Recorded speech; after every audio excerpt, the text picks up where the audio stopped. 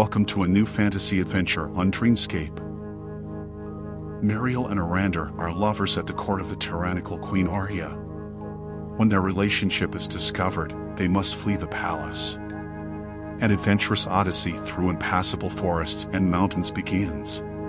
The biggest gesture you can give me is a like.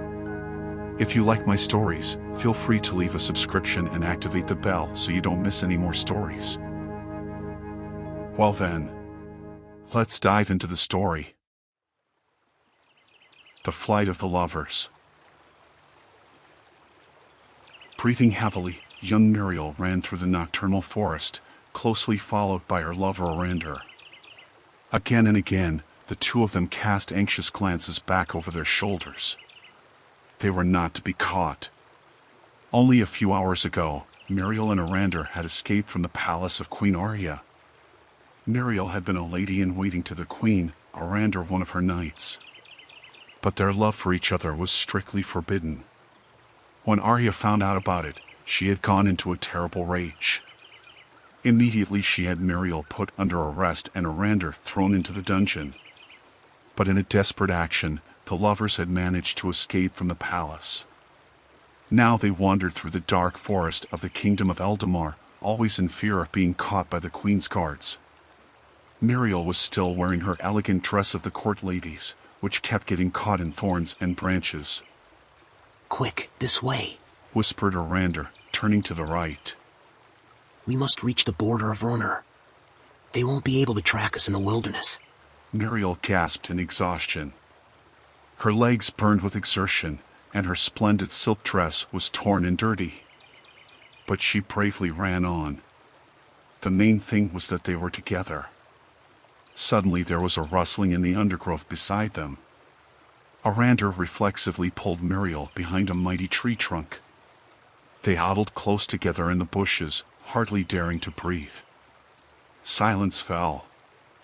Even the chirping of the crickets seemed to have stopped. Miriel's heart was hammering so loudly that she feared it could be heard all the way to the palace. Their voices and cracking twigs. Torchlight became visible. A troop of the queen's soldiers was combing the forest. "If we find these traitors, we'll behead them on the spot!" One shouted grimly. The others roared in agreement. Miriel and Arandur huddled even closer together. The voices were getting closer. Suddenly, a rabbit jumped out of the bushes and darted right past the soldiers. "There! Get them!" shouted the leader of the guard. Immediately the men gave chase and disappeared among the trees. Miriel and Arandur hardly dared to move. But finally they rose cautiously and continued on their way. For miles they ran through the darkness until they collapsed, completely exhausted. The next morning, the flight continued. Endless forests and swamps they crossed, always in fear of being discovered. Often they could hardly find sleep or food. But they had each other and the hope of a life together in freedom. After many arduous weeks, Miriel and Arandur finally reached the border of the wild mountains of Runner. Here the queen would not pursue them. Exhausted but happy, they fell into each other's arms. The escape had been successful. "Here we will start a new life, far from prohibitions and tyranny," Arandur said, tenderly stroking Miriel's dirty hair. "Build a hut, cultivate fields, raise children. At last we can be together, my beloved." Tears of emotion shimmered in Miriel's eyes.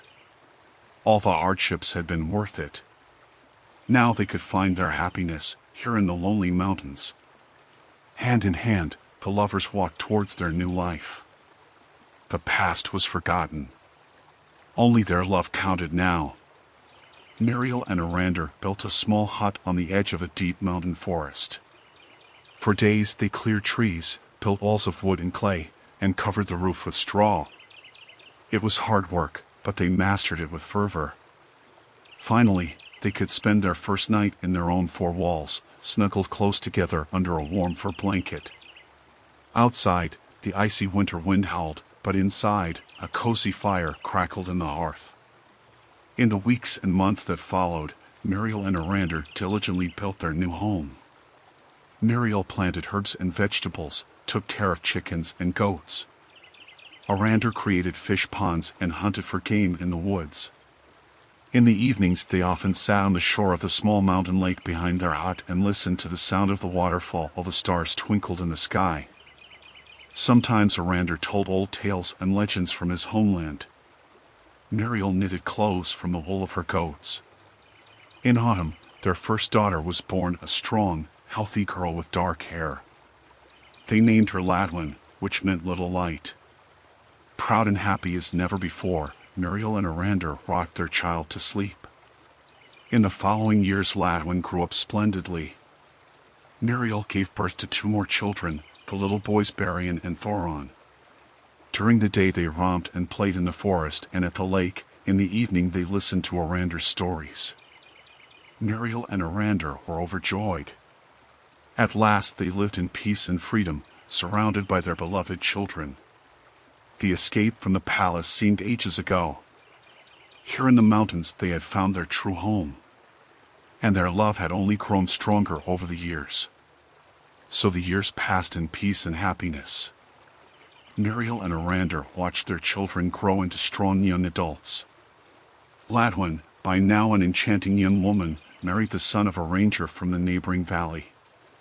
In the course of time, the sons Barian and Thoron also found loving partners and created their own families. Often everyone gathered for exuberant parties in Miriel's and Arandur's hut at the forest lake.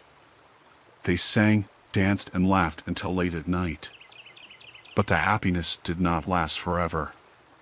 When Miriel and Arandur already had silver hair, Arandur fell seriously ill. None of Miriel's herbal arts and remedies could help her beloved husband.